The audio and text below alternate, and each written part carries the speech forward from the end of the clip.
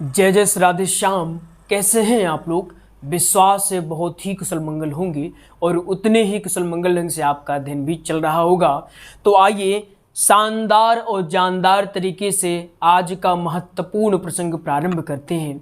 तो क्या कहना है कि जमीन पर बैठ क्यों आसमान देखता है, जमीन पर बैठ क्यों आसमान देखता है, चल अपने पंखों को खोल क्योंकि ये जमाना पंख नहीं उड़ान देखता है। आइए आज एक नए टॉपिक की शुरुआत करते हैं। नया तो है लेकिन बहुत ही महत्वपूर्ण है।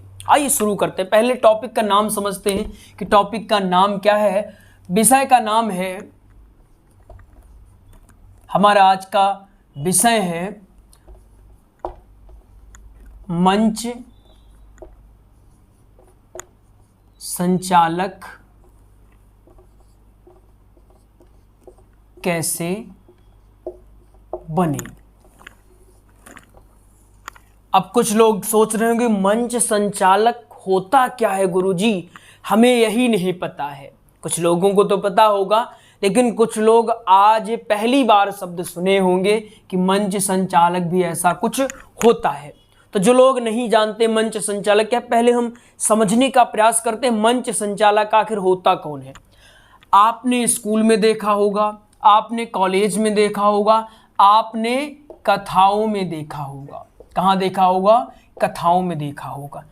इन तीनों जगह में और भी बहुत सारे फंक्शन में, जैसे शादी विवाह में भी जो कार्यक्रम होते वहाँ पर ये मंच संचालक आते ही हैं। आपने स्कूल में देखा होगा, याद करिए वो स्कूल का दिन, यदि गए हो स्कूल बंक न मारे हो तो याद करिए कॉलेज का वो दिन, यदि बंक न मारे हो कॉलेज से, तो कि आपके स्कूल या कॉलेज में कुछ कार्यक्रम होता था तो वहाँ एक व्यक्ति खड़ा होता था, वो सबका परिचय करवाता था। एक का कार्यक्रम हो गया कि अब दूसरे की बारी है, दूसरे का हो गया तो तीसरे की बारी, ऐसे बुलाना, जो अतिथि महोदय हैं उनका इंट्रोडक्शन करवाना, प्राचार्य जी के बारे में दो शब्द बोलना, शायरी द्वारा, कोई कहानी द्वारा, कोई रचना द्वारा जो वहाँ के श्रोतागण हैं उनको बांध कर रखना। क्योंकि 4-4 घंटे 5-5 घंटे एक साथ इतने भीड़ को बांधे रखने की कला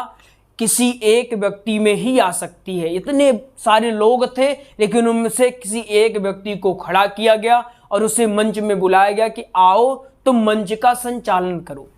अगर और सिंपल से समझाएं मंच संचालन का क्या काम होता है, आपने टीवी देखा होगा ना, टीवी है, टीवी में एक रिमोट होता है।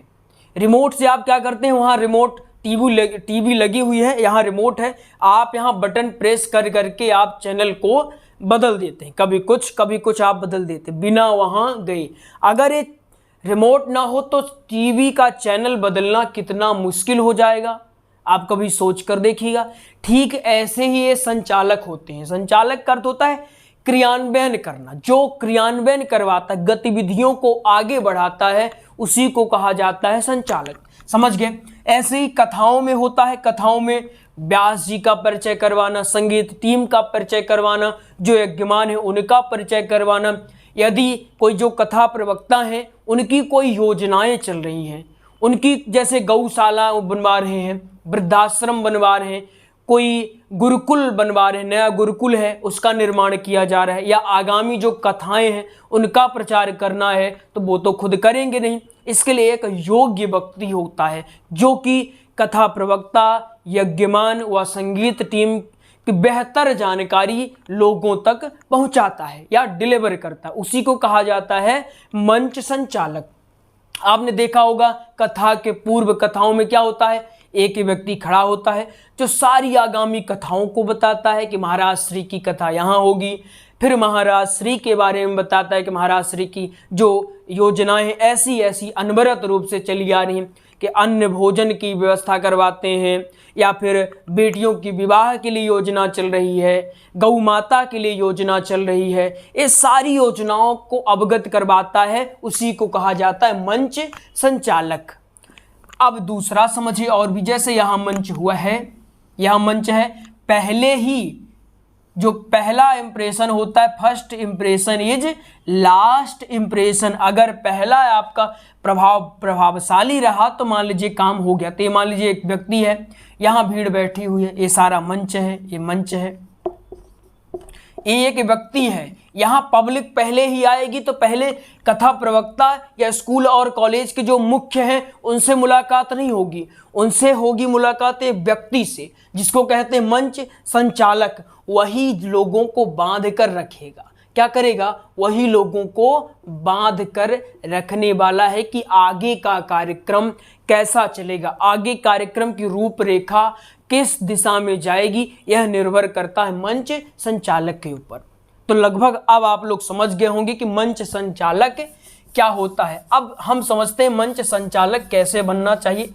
कुछ स्टेप है। लगभग हम यही कह सकते हैं कि मंच संचालक एक कुशल वक्ता ही होता है। अगर एक कुशल वक्ता है तो वो मंच संचालन बेहतर ढंग से कर सकते हैं। आइए समझते हैं क्या होना चाहिए। पहला है, इसमें पहला जो बिंदु है इसको है वाक शैली बेहतर। क्या? वाक शैली बेहतर। वाक शैली का अर्थ होता है कि आपकी बोलने वाली जो शैली कितनी बेहतर है, कितनी निखर कर सामने आती है। आपने बहुत लोगों को देखा होगा, कुछ लोग ऐसे आते मंच में आए और बहुत ही कम शब्दों में बोले, फिर भी उनके शब्द इतने प्रभावशाली थे कि तालियों की गड़गड़ाहट रुकी ही नहीं। जैसे स्वामी विवेकानंद जी ने सिर्फ एक शब्द बोला था, मेरे प्यारे भाइयों एवं बहनों, इतना बोला था और तालियों की गड़गड़ाहट 2 मिनट तक निरंतर कंटिन्यू बजती रही। इसको कहते हैं प्रभावशाली वाक शैली। कुछ लोग ऐसे हैं, आएंगे वो बढ़िया से गूगल से छापेंगे कि ये बोलना है, कहीं और किसी ने बोला उसको कॉपी पेस्ट करेंगे, खूब लिखेंगे, रट्टा मारेंगे, अब मंच में आएंगे और बोलना प्रारंभ करेंगे। फिर भी उनको लोग उतना महत्व नहीं देखते हैं, अरे कहाँ फंस गए भैया, इससे अच्छा घर में बढ़िया सोते रहते, कॉमेडी देखते रहते, पड़े रहते। 2 तरह के होते हैं। इसका अर्थ यह है कि जो सुनने वाले उनकी गलती नहीं है, गलती एक वक्ता की, एक मंच संचालक की है कि वो इतना प्रभावशाली ढंग से नहीं बोल पा रहा है कि उसको लगातार लोग सुन पाए। तो वाक शैली बेहतर होनी चाहिए। इसके लिए आपको अभी से प्रयास करना पड़ेगा। एक दिन या 1 महीने सोच ले कि 1 महीना हम कोई क्लास ले लेंगे तो हम बढ़िया हो जाएंगे, कुशल मंच संचालक बन जाएंगे, ऐसा नहीं होता। इसके लिए रेगुलर कंटिन्यू मेहनत करनी पड़ेगी। इसके लिए आप बहुत सारे काम कर सकते हैं। जैसे आप इसके लिए क्या करें, बुक पढ़ लें, इसके साथ साथ आप न्यूज़पेपर पढ़ा करें, बुक, न्यूज़पेपर, और आप कुछ वीडियोस देखा करें, जैसे जो बढ़िया बोलते हैं उनकी वीडियोज आप देखा करें, तो आपको पता चलेगा कि इस ढंग से आपको बोलना चाहिए। ठीक है। उसके बाद दूसरा है विषय की गहन जानकारी। विषय की गहन, देखिए विषय की गहन जानकारी का अर्थ होता है कि अगर मान लीजिए आज हमें बताना था मंच संचालक कैसे बने, और हम आए और ऐसे ही आपको बता दें कि मंच संचालक, तो हम जब यहाँ आएंगे तो क्या होगा, जो हमें अभी ये पॉइंट धड़ाधड़ याद आते जा रहे हैं, तो क्या ये कभी हमें याद आएंगे? कभी नहीं याद आएगा, हमें भूलता जाएगा। हमने एक बताया, दूसरा, अरे दूसरा क्या था, क्या सोच के बताएं, यही करते रह जाएंगे। इसलिए हमने पहले क्या किया, हमने सोचा विषय के बाद हमने विषय की गहन जानकारी। तो जब भी आपको भी कहीं मंच संचालक का अवसर मिलता है, आपको कोई बुलाता है, तो आपका काम ये होना चाहिए कि आप पहले उस विषय को पूछें कि किस विषय में हमें बोलना है, फिर उस विषय की गहन जानकारी, आजकल इंटरनेट है या कहीं से भी आपको जहाँ से मिलती है, आप उसकी गहन व विस्तृत जानकारी ले लें, और हो सके तो अपना एक शॉर्ट नोट्स बना लें। शॉर्ट नोट मतलब की पॉइंट उसके लिख दें, ताकि आप जब भी वहाँ जाएं तो बढ़िया से आप बोल पाएं। ठीक है, ये दूसरा हो गया। तीसरा है, आज के ज़माने में जैसे शायरी बोल सकते हैं आप, शायरी या कोई कहानी, छोटी सी कहानी या कविता। मुझे याद है अपने विद्यालय का वो दिन। कॉलेज में भी हालांकि ये हुआ है, कॉलेज में थोड़ा कम फंक्शन हुआ करते थे, लेकिन विद्यालय के मुझे वो दिन याद आ रहा है कि जब एक व्यक्ति थे वो आए, मंच संचालन कर रहे तो उन्होंने एक शायरी बोली थी, लहरों से डरकर नौका कभी पार नहीं होती और कोशिश करने वालों की कभी हार नहीं होती। तो मेरे सहपाठी जो मंच में जाने से डर रहे थे वो एकाएक ऊर्जावान हो गए और पहुंच गए मंच में बोलने और अपना भाषण बेहतरीन ढंग से पूर्ण किया। ये होते हैं कुशल मंच संचालन। तो जो कुशल मंच संचालक होगा ना, वो ऐसी सारी ऊर्जावान, अगर ऊर्जा की आवश्यकता है तो ऊर्जावान शायरी बोलेगा ताकि लोग वहां ऊर्जायित हो जाएं। अब खुद सोचिए कि कोई 4 घंटे से लोग बैठे हुए हैं, सुन रहे हैं, धूप है, गर्मी लग रही है उनको, या ठंडी लग रही, बरसात का मौसम है, भूख भी लगी हुई है। ऐसे मौके में जो लोग लगातार बैठे हैं तो उनको बीच बीच में कुछ ऊर्जा की आवश्यकता पड़ती है, कुछ जोश की, कुछ ओज की आवश्यकता पड़ती है। ऐसे में अगर कोई ओज व्यक्ति आकर मंच संचालन करे तो फिर सोचिए मंच संचालन की गरिमा बढ़ जाएगी, उस कार्यक्रम की गरिमा बढ़ जाएगी, रूपरेखा ही बदल जाएगी।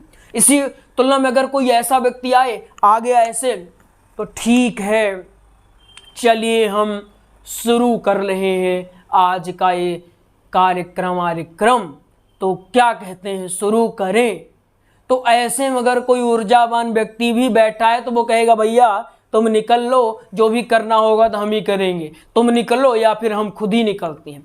ऐसे में एक ऊर्जावान व्यक्ति जो आकर के ऐसी शायरी, ऐसे कोई कहानी, ऐसी कोई कविता सुनाए कि सुन करके रोकटे खड़े हो जाएं, सुन करके अगर हमारा मन है कि अब चलो घर चलते हैं, बहुत कार्यक्रम हो गया, फिर भी हमारा बैठने का मन करे कि नहीं, वो मंच संचालन वाला भैया आएगा तो वो कुछ न कुछ बढ़िया बोलेगा। भैया या दीदी कोई भी हो सकते हैं, ऐसा नहीं कि भैया कोई एक व्यक्ति ही बोल सकता है, कोई भी मंच संचालन बेहतर ढंग से कर सकते हैं। स्त्री या पुरुष, लड़की हो या लड़का, कोई भी मंच संचालन बेहतर ढंग से कर सकते हैं, कोई रोक टोक नहीं है। तो एक बढ़िया से शायरी, अच्छे से ओज की आवश्यकता है। ओज, अगर जैसे मान लीजिए कोई मामला ऐसा चल रहा है कि वहां पर रोना आ रहा है, ऐसा कोई बात चली, तो हाँ आपको कोई ऐसी रुदन वाली कविता बोलनी चाहिए। हास्य, अगर हास्य प्रसंग चल रहा है तो कोई हास्य वाली, करुण चल रहा है, करुण हास्य, जैसा प्रसंग चल रहा है प्रसंग अनुकूल आपके पास शायरी होनी चाहिए, आपके पास कविता होनी चाहिए, आपके पास कहानी होनी चाहिए।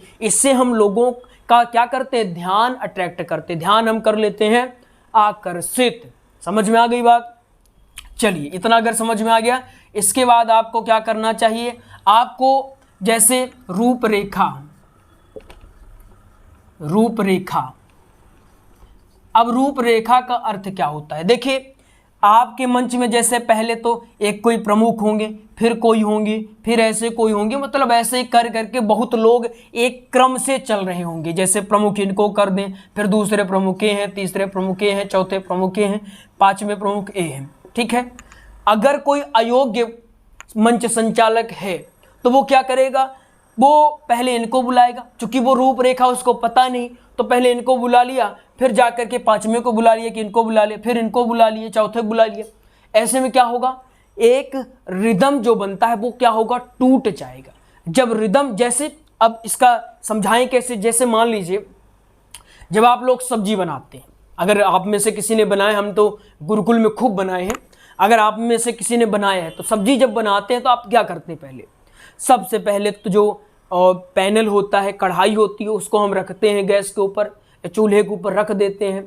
फिर हम उसमें तेल है, जो भी चीज़ें, मिर्चा है, धनिया, जो भी होता है उसको हम डालते हैं। उसके बाद एक क्रम बना रहता है, उस क्रम के बाद सब्जी जा कर के बनती। अगर सोचें कि पहले कढ़ाई को गर्म किए बिना ही हम सब कुछ डालें तो फिर क्या होगा, सब्जी का क्रम ही बिगड़ जाएगा। अगर हमने एक किया कि कढ़ाई रखा, उसमें हमने आलू डाला, धनिया डाला, जो गोभी डाला, जो भी बनाए, जो सब्जी बनाए उसको डाला, और लास्ट हमें याद आया कि अच्छा हाँ, इसमें तो हमें और भी कुछ चीज़ें डालनी थी, तेल भी डालना था और इसमें मसाला भी डालना था, नमक भी डालना था, तो आपको क्या होगा, क्रम आपका बिगड़ जाएगा। लेकिन अगर आपकी एक रूपरेखा तय है कि अच्छा सब्जी बनाने की रूपरेखा ये है, पहले गैस को चलाओ, उसके बाद कढ़ाई रखो, तेल डालो, उसमें जीरा डालो, धनिया डालो, मिर्चा डालो, उसके बाद जो भी सब्जी बना रहे हो उस सब्जी को डालो, उसको बाउल करो, पानी डालो, ढक कर रख दो, सब्जी आपकी हो गई तैयार। इससे क्या होगा, आपकी जब रूपरेखा क्लियर है तो आप एक क्रम से करेंगे। ऐसे ही होता है मंच में,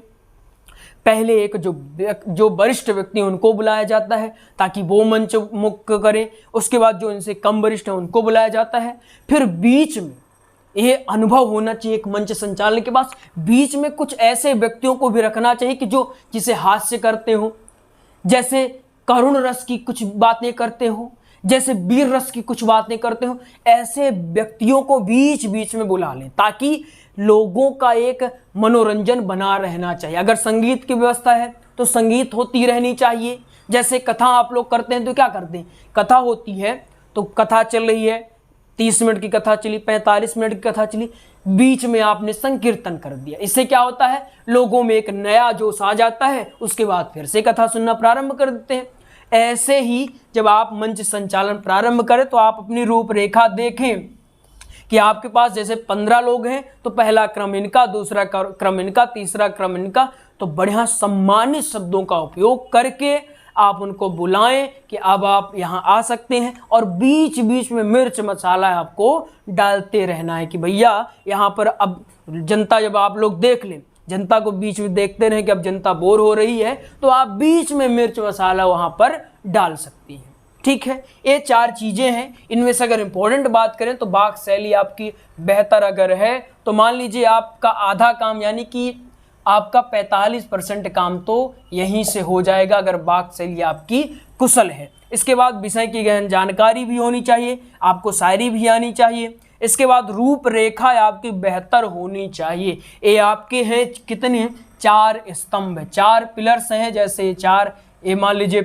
कोई कमरा है, इसके 4 स्तंभ हैं, एक भी स्तंभ को हटा देंगे तो क्या होगा, ये गिर जाएगा या ध्वस्त हो जाएगा। ठीक ऐसे ही ये 4 जो आपके रूपरेखा या स्तंभ हैं आपके, इनको आप हटा नहीं सकते हैं। इनको चारों को अगर कोई भी एक कमजोर है तो आप अभी मंच संचालन न करें। जब तक, हम तो हमेशा से कहते हैं, जब तक पूरी जानकारी आपको ना हो तो किसी भी फील्ड में घुसना नहीं चाहिए, कहीं भी ऐसे ही उंगली नहीं कर देनी चाहिए जब तक अच्छे से आपको जानकारी ना हो।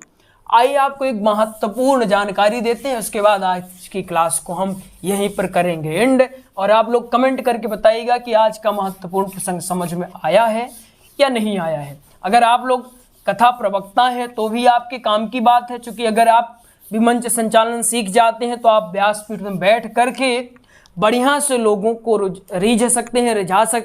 आप ये जान पाएंगे समयानुकूल चीज़ें कैसे करती हैं। समय के हिसाब से अगर कोई भी चीज़ की जाए तो सुंदर लगती है।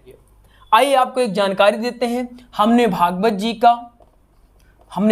जी का व श्री राम कथा का, साथ ही हमने सत्संग का एक प्रॉपर नोट्स तैयार करवा दिया। क्या तैयार करवाया है, नोट्स। ये नोट्स आपको PDF फाइल में मिलने वाला है। भागवत जी का नोट्स आपको 489 रुपये में, श्री राम कथा का नोट्स आपको 1449 रुपये में, सत्संग का नोट्स आपको 441 रुपये में मिल जाएगा। इसके लिए आप इस नंबर में कॉल कर लें। नंबर है 8269386376। इस नंबर में आप कॉल कर लें, आपको नोट्स की जानकारी भी दे दी जाएगी और आपको नोट्स भी उपलब्ध करवा दिया जाएगा। तो आइए मिलते हैं अगले प्रसंग में, तब तक के लिए जय जय श्री राधे श्याम।